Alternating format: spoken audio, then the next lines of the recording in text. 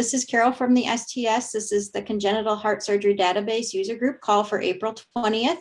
On the line with me, we have our STS team, Catherine, Leanne, Emily, Addie. And we also have Leslie and Chastity from our core group, Dr. Meyer, and we have our IQVIA team, Melanie, Jean, Joe, and Rhonda. So thanks everybody for joining. We'll just do some quick STS updates and then readmission app type review. I think Leslie, are you and Chastity, are you presenting that for us? Yep, both of us. Wonderful, thank you. And then we'll do IQVIA update and user feedback. And we also have in there from AQO, which is scheduled for, I believe, the end of September. I think, hopefully I'm not saying that wrong.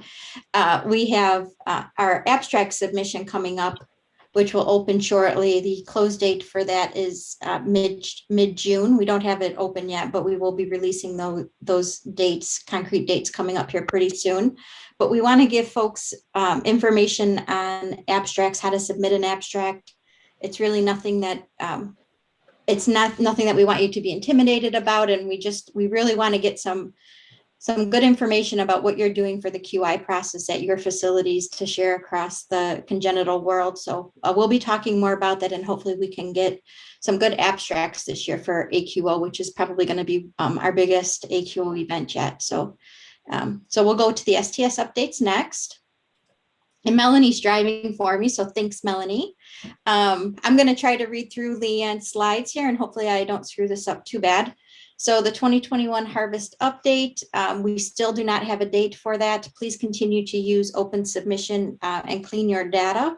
We will give you minimum 2 weeks, but we're hoping for a full month's notice prior to harvest date close. That date is dependent on when we get the final the data back from DCRI. That's an analysis now. Once we get that back and we get the dashboards populated on the IQVIA platform, then we'll be able to give you a date for that next harvest close. We'll include this next harvest close is going to include procedures through December 31st, 2020. The 2020 harvest analysis update, the data is expected to be back in summer of 2021. The dashboards will be beta tested prior to release. We've done a lot of testing and building already with the core group and surgeon leadership. So we are ready for that data to be populated when we get it back from DCRI, and then we'll do some additional testing before going live. We will notify you when the data is available within the IQVIA platform. Once we get that data back from DCRI, it takes a little bit of time, probably a couple of weeks for IQVIA to populate that data because the platform and the data coming back need to talk to one another. So once we get that data back from DCRI, the platform will ingest that data. IQVIA will do some checks to make sure it's looking good. And then we open it up to beta testing, usually for a week, assuming that there aren't any major issues with which we are hoping that there are not, and we don't anticipate. So about a week, and IQVIA will make updates as they get feedback from the beta testers. And then it takes about another week for the final changes to be put through for sites to be able to log in and see their data in the platform for everybody. The 2021 congenital audit. Purposes of the audit are to examine the accuracy, consistency, and completeness of the data collected within the database. 10% of sites are audited for each of our databases, and they're selected from the warehouse. Beginning of May, notification letters are to be sent to the selected sites, and then CRS will follow up. CRS is our auditing company. Angie is the auditor from that company that we work closely with, along with some of our surgeon leaders. So CRS will follow up with a notification to those sites who are picked for the audit with additional instructions. The STS audit website will be updated with the 2021 audit information. And if you have questions regarding the audit process, please reach out to our lovely senior coordinator, Emily Conrad, at econrad@sts.org. AQO call for abstracts is coming soon. I said the date wrong. See, I'm glad Leanne put it here. So it will be held virtually this year, October 12th to the 15th. Free registration for data managers that are associated with a PID. So all data managers that are associated with a PID or have a role at an active PID will have free registration. Data managers who are not associated with the PID, there will be a fee associated with AQO AQO this year, and we have yet to determine that fee, but it will be coming soon. Emily Conrad is also over the AQO, and she will be the person who you contact with additional questions, but just hold off on contacting her yet, as we don't have all that information available. And we could go to the next slide, please. Oh, this, I'm going to hand this. I think this is Leslie and Chastity's part. Okay. Yes, absolutely. So we on the core group have been receiving quite a few questions, and then those of us have also been to the core group specifically, and then some of us have received questions personally to our email about the field of readmission within 30 days. And so the short name is the Readmit 30. So this is in your admission and discharge section of the database. So this is not the complication of readmission, but this is in your admission and discharge. Was the patient readmitted within 30 days? And so if you look in the training manual under the intent along with the definition, it says indicate whether the patient was readmitted to any acute care facility within 30 days of discharge. And so this would be hospital discharge, so discharge from your center. The parent field to this field is mortality status at hospital discharge. So if the patient's mortality status at hospital discharge isn't alive, then this field isn't available for you to fill out, which would make sense. If you die, you can't be readmitted within 30 days. So that parent field requires the mortality status at hospital discharge from your hospital to be alive. So now the question we're getting is, does a transfer from your hospital then count as a readmission to that subsequent facility?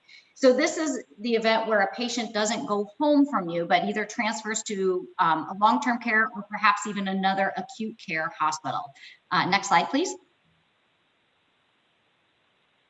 Okay, so in the following scenario, the patient transfers from your facility following an index operation to an acute care or chronic care center. So how do I fill out the field of readmission within 30 days? So the date of the hospital discharge is one field you're going to fill out, and this is going to be the day while we're looking at this as a transfer to that acute care or chronic care center. This is a discharge from your surgical center.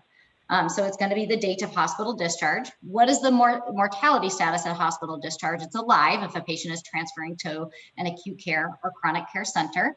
So now, how do I fill out this readmission within 30 days? You're only going to code yes if a patient is admitted to an acute care facility within 30 days of that date of hospital discharge. So in the event the patient transfers to a long-term care center, and then 3 days later, for whatever reason, gets readmitted back either to your facility or perhaps an acute care facility that is closer to that long-term care facility, then we're going to code yes.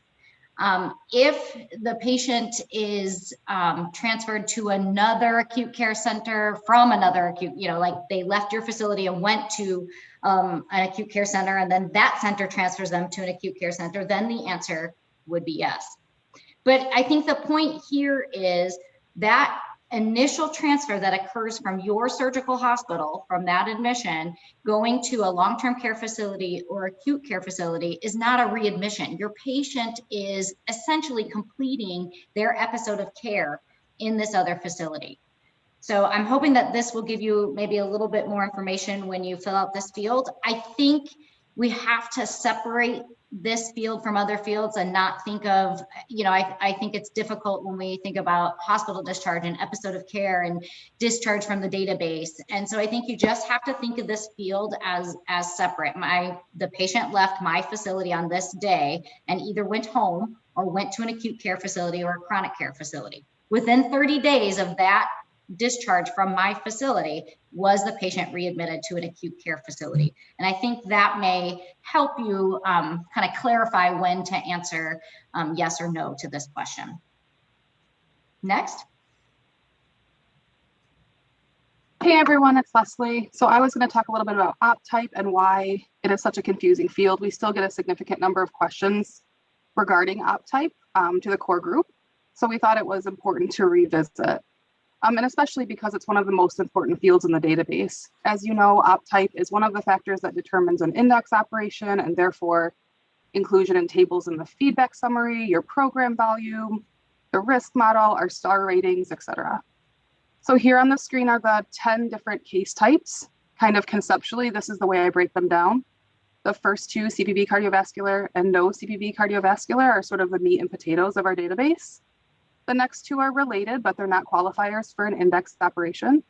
And then there's ECMO, VAD, plus or minus CPB, and other. I kind of view these as more or less exclusionary. In my mind, at least, they're kind of extras. And then finally, the two at the bottom, they're not used by my program, but they would have significance if you enter non-surgical or non-cardiac procedures for the purpose of collecting anesthesia data. And just of note, this is how I prioritize for harvest as well. I kind of clean up those first index operations and then kind of move through the list. Next slide. Can you go back one? I think I missed one. Nope, I didn't. Okay, let's go to the next slide. Sorry, Mel. For no CPB cases. So in here, I think I forgot a slide. Please ignore what's on the screen. But for CPB cases, if your patient is having an operation and it involves bypass, one of the three CPB cases types must be chosen. So we have CPB cardiovascular, which includes operations on the heart, great vessels, or branches of the great vessels. Then there's CPB non-cardiovascular. Those would be thoracic cases done on pump, so trachea procedures. But if anything is done that is cardiac during that case, you will choose CPB cardiovascular. And then the third one is VAD operations done with CPB. And generally speaking, this will be your VAD implants or explants that require CPB. And again, if anything is done also to the heart or great vessels during that operation, it's no longer a VAD operation with CPB, it's just CPB cardiovascular. Okay, Mel, you can stay on that slide. So then if you don't require bypass, there's a few things to consider. So the first question would be, does the operation involve the heart, great vessels, or branches of the great vessels? And if so, then those are no CPB cardiovascular cases. There's a couple exceptions to this, and these are well outlined in the specs and the training manual, but I put a little table up here just to help us out. So delayed sternal closures, when they're following a cardiac operation, whether they left with a sternum open or we opened it later, those delayed sternal closures are no CPB cases. Pacemaker procedures, any of them including implants, explants, temporary wires, or procedures on existing pacemakers will be no CPB cases. And then wound care if it's within the chest, so your washouts, anything kind of inside. Okay, next slide. Okay, so more cases that don't involve CPB. So if your patient is not going on bypass, but has a VAD, any procedure done without cardiopulmonary bypass while on the VAD will be a VAD operation without CPB. When ECMO cannulation, decannulation, or procedures done to optimize ECMO, that will be an ECMO procedure. Operations that would otherwise be a non-CPB case, so a thoracic or no CPB cardiovascular or other, but the patient is on ECMO, is an ECMO case. And then again of note, if ECMO is being used for cardiopulmonary support, so being used bypass, then you will select CPB cardiovascular. That's kind of, now it's a pump case. If the patient has only ever had ECMO or VAD procedures at your hospital during this episode of care, so no other index operation, and then requires their chest to be closed after they're off that support, you would still use ECMO or VAD respectively. And that's just to make sure that you don't get kind of an erroneous index operation thrown in there. Okay, next slide. Okay, so still, patient did not go on bypass, but it doesn't, the case doesn't involve the heart or great vessels, and it's not one of those exceptions. And then it will be the question of whether or not it's inside the chest. And if that's a yes, then it's a thoracic procedure. So I put a few common ones on the table here. And then if the case is not on bypass, it's not within the heart, or I'm sorry, within the chest, then it's safe to choose op type other. Next slide. And then finally, those two extra case types that I talked about, these are important if your hospital is collecting anesthesia data. So interventional cardiology would be cases not involving a surgeon. This would be when you want to collect all that anesthesia data. And it's important to remember that does not count in your overall program volume. and then non-cardiac, non-thoracic procedures on a cardiac patient with cardiac anesthesia, again, is for the purpose of collecting anesthesia data. And these would be your normal cardiac patients, but they're having something completely outside of the cardiothoracic world. I hope that helps to clear up some of those confusing op types for you. I Next think slide. that's very helpful. Thanks, Leslie. I think this is very helpful. And I just, I know you're going to keep going. I thought you were done. Sorry for interrupting, but I think it's great that you and Chastity put these slides together, because they will be available in PDF for folks after. So don't forget to check those out and download them for reference. Yeah, thanks, Carol. I'm actually done. We can move on. Oh, Thank you. all right, awesome. So we're gonna play this. So do not fair abstraction season is here. We have a presentation from Patty Toyer. She presented this on the adult cardiac webinar earlier this month, but it is relevant for all of our databases. And I wanted to share this with you. Well, we don't get many abstracts for the congenital population for AQO, and it's a smaller group, but there's a lot of good quality improvement projects going on at sites that I think are important to share with your colleagues. So other hospitals and your other data managers who might be able to learn something from you and improve the care of patients at their facility by implementing something that you did at your facility. So helping each other out and improving the care for all of our patients, which is really the goal of the database, which has been the goal of the database since its inception.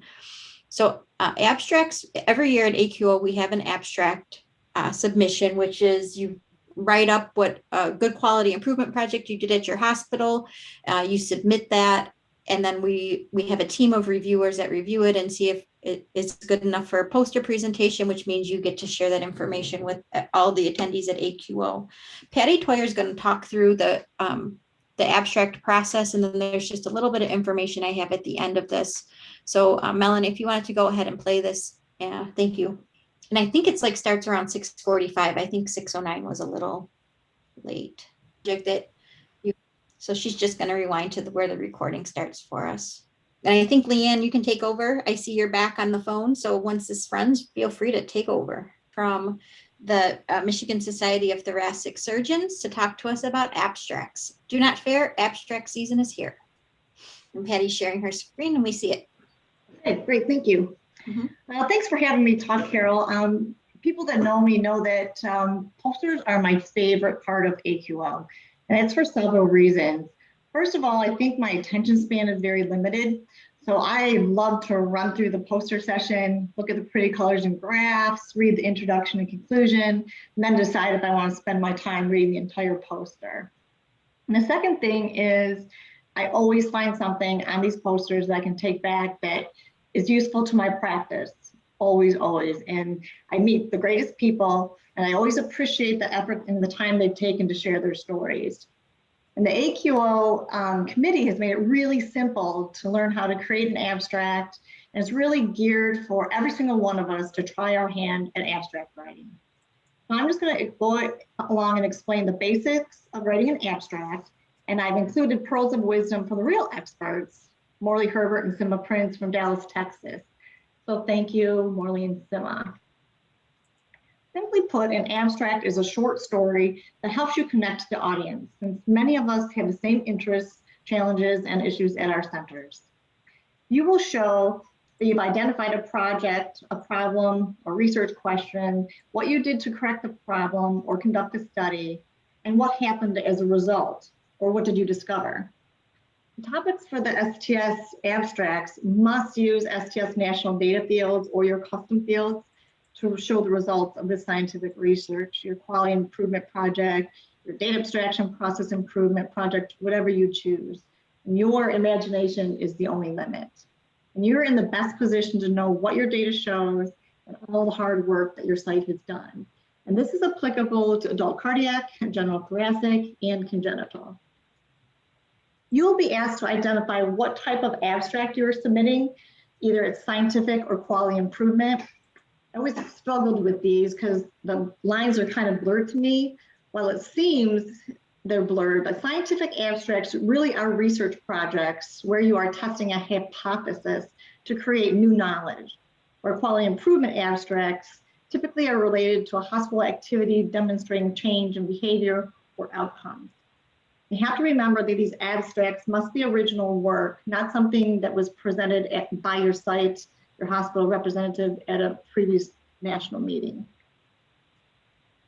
This is just a sample abstract that was submitted in 2018 that I like, that shows the different sections of the abstract: the title, the background, methods, result, and conclusion. And you can see they included a nice graph to visually display the results. So I'm going to go through each section. The title is one of the most important parts of the abstract. It's the first impression. Therefore, you want it to be great. You want it to be accurate. You don't want to mislead them. And it has to be consistent with your project. It kind of identifies what the project is about. It should be compelling because you want the committee and eventually the audience who's looking at posters, you want them to read the poster, and it should orient them pretty quickly. Some of the examples I provided here show you know exactly what this poster is about. A multidisciplinary approach to decreasing intraoperative blood product usage in coronary artery bypass surgery. This was from St. Elizabeth's Health Center in Youngstown, Ohio. This is an older poster, but it was one of those early posters that showed a multidisciplinary approach to intraoperative blood decreasing. It really showed us early on that one single intervention is unlikely to stand out when you're doing so many things with so many team members, and that's okay. And their results were phenomenal at a time when everybody was looking at blood transfusions. Improving data collection through a strategic data management plan from our colleagues at the Children's Hospital of Philadelphia. This is our congenital colleagues. By implementing a new data collection process, they implemented new training procedures, monthly reconciliation, and they were able to decrease their missing data significantly. It was very impressive. And I think that is even though it's congenital and we're not all congenital, there's something in that poster for each and every one of us. Prevention of postoperative atrial fibrillation and cardiac surgery from Green Bay, Wisconsin. They shared their AFib prophylaxis protocol in the poster. They showed results that decreased their post-op AFib from 30% to 12%. I mean, who doesn't want those numbers? That was amazing. The last example is the impact of a dedicated thoracic unit on postoperative pneumonia rates following lobectomy for lung cancer from Northside Hospital Cancer Institute. This was obviously from the General Thoracic Surgery database, and they focused on pneumonia, and that is obviously an outcome followed by every single thoracic surgery program. And this poster actually became an amazing resource for people. So these are just some examples of important titles. The background is where you explain the problem or your research question. Explain why it is important and why it matters to others. The background should be strong. You're competing for people's attention because everyone's busy. So you want to keep it simple, a brief 1 to 2 sentence summary of the study's purpose and current state of research in the field. It can include what is known, believed to be known, or the question to be answered. You only want to put relevant information here. A common mistake in abstract writing is you start to explain how you conducted your project, and this is not the place in the background. The place for that is in the methods, where you will explain how you conducted your study or implemented your project. You want to state what patients were included, excluded, how the analysis of the data was carried out, clearly and briefly explain how you did what you did. And this is not the place to explain why. That was in your background. And this one right here is the most common reason an author is requested to revise their work. The abstract results are the meat of the abstract. The data shows what happened as a result of your analysis or your intervention. This is a summary of your findings and must include data. Tables and graphs are an excellent tool, but they are limited. You can only have one or the other. And there's actual limits to the number of columns and rows your tables can have. But in the poster, you can put as many pretty figures and graphs as you want. And these tables and graphs really help with the word count because they're not included in the word count for your abstract. This is a big reminder when percentages are used, the absolute numbers should be presented. And a little tip is don't repeat all your data in the results that you're putting in your table, because the table is a time word space saver. And the tables and figures actually should speak for themselves. Statistical support is helpful. You want to know that the changes that you made were actually statistically meaningful. There's simple downloadable stats programs that can be helpful. You can phone a friend, you can partner with colleagues that have maybe a master's degree or a DMP, residents, nurse practitioners, PAs sometimes are familiar with statistics. And also to remind you that regional comparisons are not allowed. The abstract conclusion is a concise wrap up of what ties in the background or problem statement and the result. There's no need to repeat the same words over and over in the results, but state why the audience can benefit from this knowledge. There's another tip here that this is where you want to make sure the reader knows what you want them to know. Make it short and sweet and drive home your point. You want to leave the review committee and eventually the audience, they really want to read your poster by reading this conclusion. Some people actually will walk up to or look at an abstract and read the title and the conclusion. So if you haven't attached, you grab their attention at that point, you've probably lost them. So to wrap up, you have to be aware of the abstract submission guidelines and follow them. There is a word limit of 250 words, and that's difficult. It's really, really difficult. And that's why I repeated, keep it concise, keep it brief, and remember to consider your audience. Local terms on the East Coast might not be understood on the West Coast. And watch your acronyms and abbreviations for the same reason. We always suggest having someone give it a proofread, a second pair of eyes, because you know what you're saying, and it might not be all that clear. The other caution is to remember you're representing your hospital. You want to make sure that you have approval to publish these data, because that's really what you're doing, is putting data out there in a published manner. The guidelines look like this, and if you read these and you follow these are a fantastic guide for success for abstract writing. This is just the process of submitting your abstract. You will get an online notification. It's so easy now just to upload the different sections of the abstract. It's really easy peasy. The review committee gets back to you, and either you can get your abstract accepted, rejected, or request for revision. Typically, revisions are because you didn't follow a guideline. And if you can follow the guidelines, change it up a little bit, resubmit it, then you'll be asked to create a poster. And now the meeting's virtually, it's even easier because it's just a PowerPoint slide. So in conclusion, we all know that the last year has been really challenging for each and every one of us. Quality and research has definitely looked different and continues to look different at our site. Although I know that there's many, many good things that have occurred and continue to occur. So please don't be intimidated, because it really is easier than it looks. There's multiple examples available. And it's great to share your success. We had the privilege of listening to Jerry O'Connor. He was a 20-year director of the Northern New England Study Group. And he actually told us the best part of collaborative work is sharing graciously and stealing shamelessly. I think posters make it really, really easy to share our great results. Oops.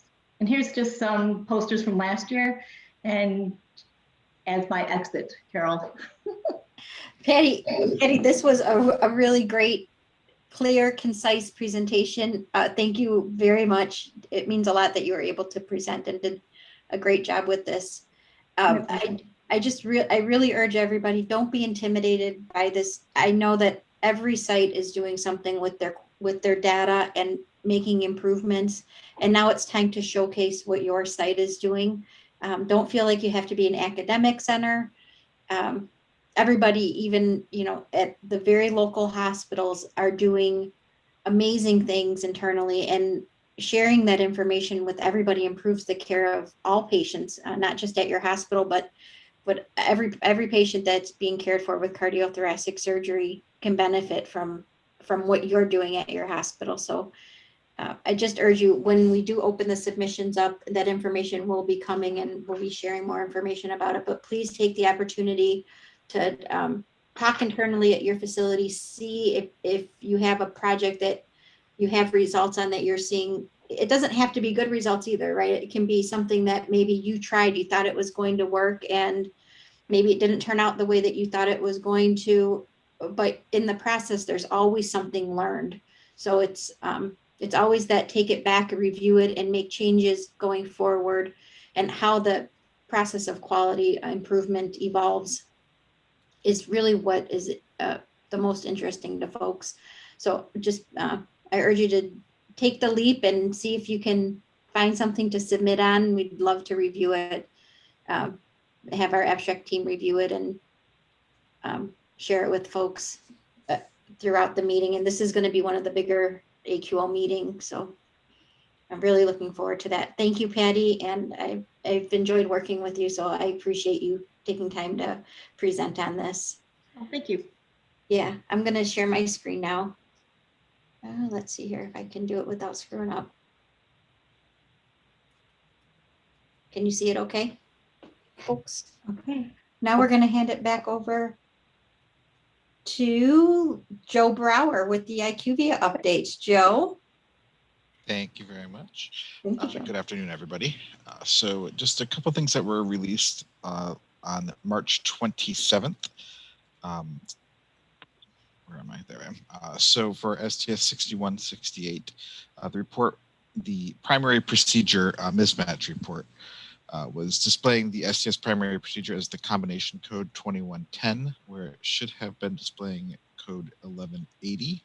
And so that correction should now be in effect.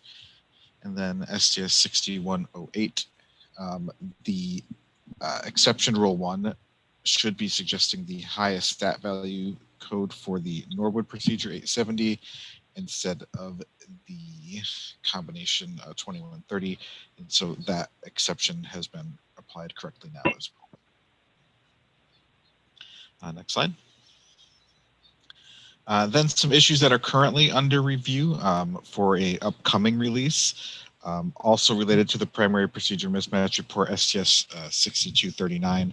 We have received reports from some sites that they're uploading corrections for their primary procedure mismatch report, and those corrections are not being reflected when they rerun the report after they upload. So as of now, we are looking into see what might be causing that, and we will provide updates as they become available. The next two, STS 6325 and 6337, for both of these, we're investigating reports that the exception rules are not being applied properly. And we are making any necessary updates to bring those exceptions in line so that they are reflected appropriately when you run that report. Some updates also coming in regard to the missing variable report, STS 6211. The MVR is showing the prothrombin complex concentrate 4 dose 3 variable as missing, even when the field is not active on the case form. So we are looking to get that corrected for you. STS 6343, we are looking to update the MVR so that it recognizes the missing selection for mortality status at database discharge as a missing variable, in addition to the current functionality, which only flags it as missing if no response is selected. So once we make that update, those missing selections should appear on your MVR, so you're able to capture those. STS 6427. The on-demand version variable will be updated so that it's no longer flagged as missing on your NVRs. And then finally, STS 6340, the 2 in brackets indication will be removed from the MT365 stat variable, as it was not intended to be included there. And I think that was all I had. Okay, thanks, Joe. All right, thank Oh, go Carol, ahead. can you hear me? I can hear you, Leanne. It's all yours. Oh my goodness, finally. Oh my gosh. I'm so sorry, everyone. I'm having major technical issues today. But thank you, Carol, for running that. And Melanie, I appreciate it very much. thank you again, Chastity, Leslie, Melanie, Joe, for your updates. Our next slides you all have seen before. Again, just our IQVIA support plan. Again, please include your participant ID number, and here you have the phone number as well as the email support number if you're having issues. If you'd like to, someone encourage you to please contact them via phone as well. So if you're having issues, email, phone, continue to reach out to IQVIA for support. Next slide, please. Next up, we have our resources that are available to you all. Again, this is all the information that is available to you out on the STS website.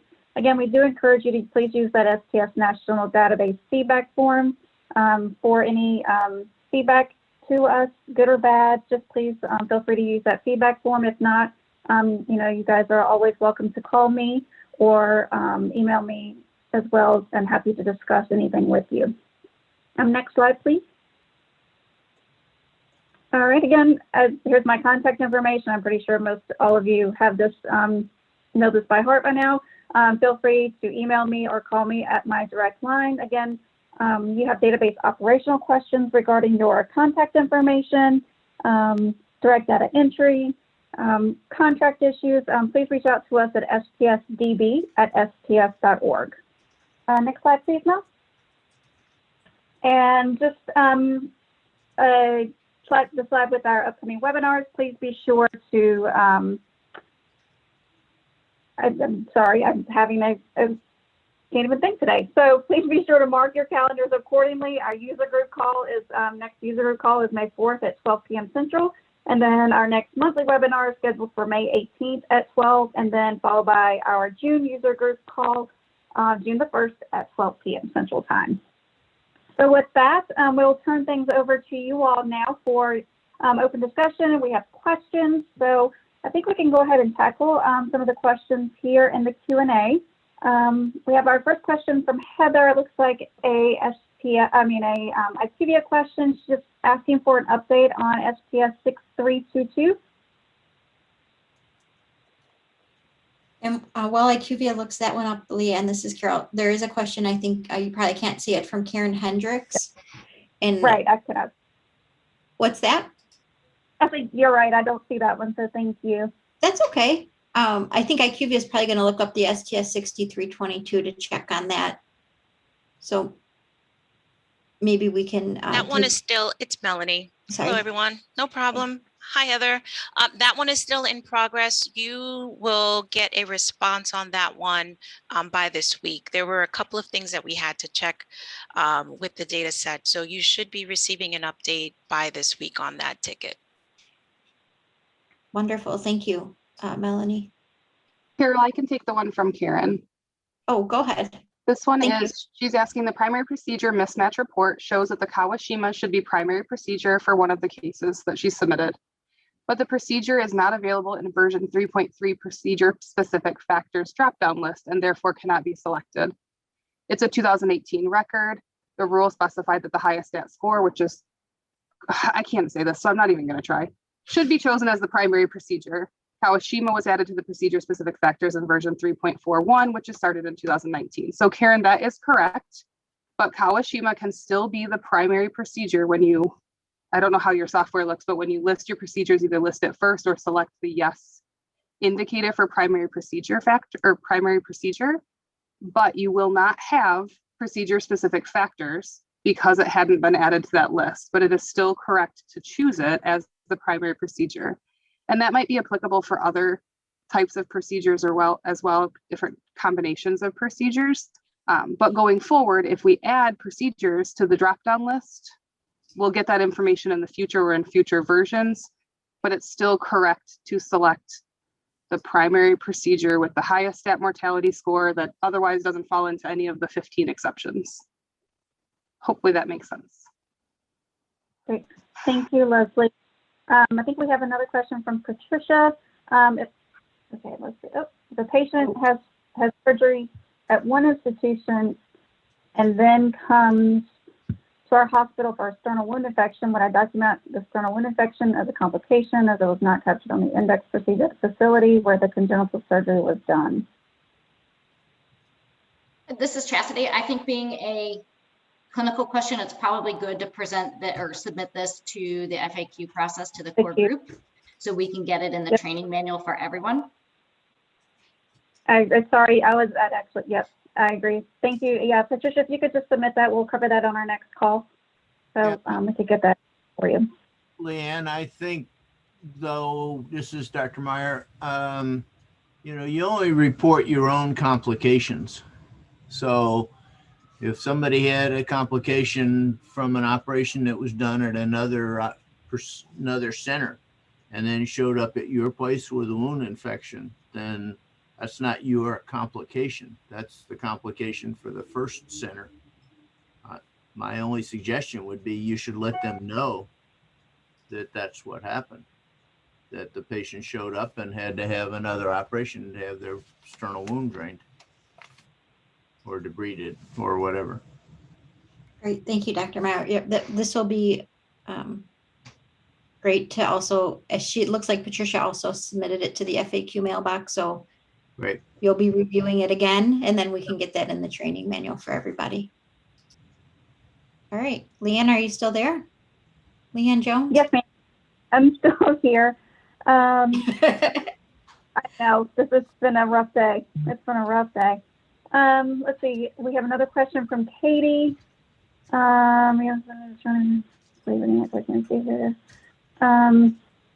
Surgeons, I don't know, Leslie, if you're looking at this one, it's regarding op type.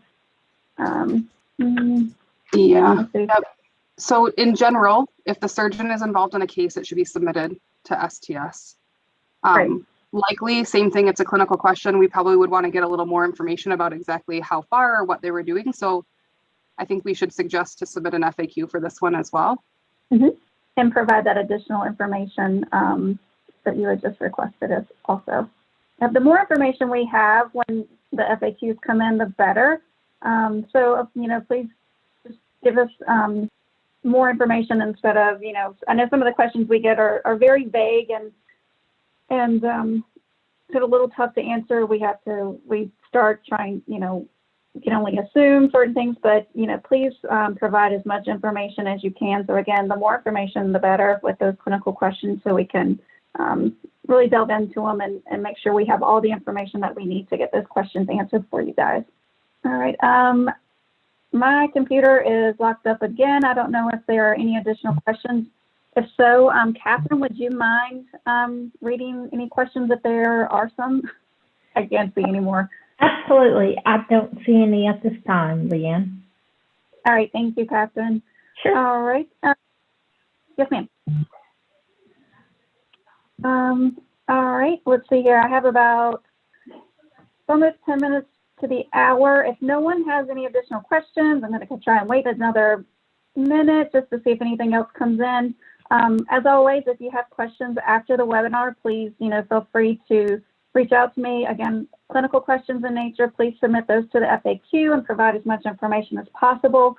From Leslie's point earlier, at Leslie's presentation, she did not forget a slide. It was my fault on that. So when the video is posted and the PDF is posted, that CPB slide will be included. So I apologize for that. That was an oversight on my part. So I apologize, Leslie. So I don't see any additional questions coming in. So I just wanted to thank everybody, and please, and obviously thank you, Melanie, Carol, everyone for helping me out here during my technical issues. So I do appreciate it. Thank you, Dr. Meyer, STS team, and our GBA team. With that, I think we will let you all go, and have a great day, everyone. We appreciate it. Great job, everyone. Thank you. Thanks, guys.